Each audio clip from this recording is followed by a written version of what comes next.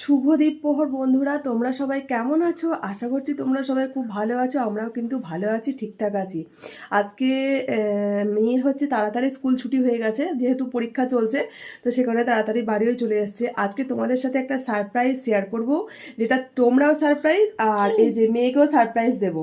তো ও অনেকক্ষণ থেকে ওকে বলেছি যে ওকে একটা সারপ্রাইজ দেবো, এখন ব্যস্ত হয়ে আছে যে কী সারপ্রাইজটা। তো চলো তোমাদের সাথে শেয়ার করছি সারপ্রাইজটা। আর একদম ওর কাছে তো অবশ্যই। ওকে এই যে স্নান টান করিয়ে দিয়েছি, এসে স্কুল থেকে এসে আজ করে এক্সাম ছিল, আজকের মতো কমপ্লিট হয়েছে, আবার শুরু হবে আর কি।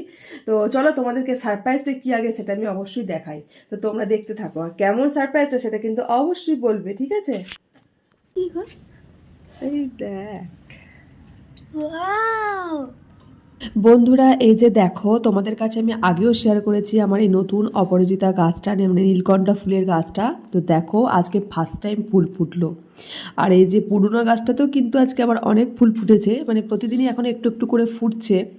তো ভীষণ ভালো লাগছে। আর এই যে দেখো কত ফুল ফুটেছে আজকে, একদম নিচের গাছের ফুল দিয়ে মানে ঘরের পুজো দেবো, তো এটা একটা ভীষণ আনন্দ লাগছে।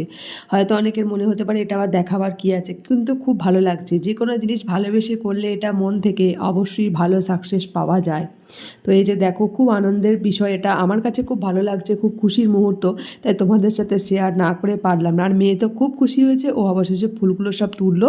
এখন এবার ঠাকুরের পুজোটা কমপ্লিট করব।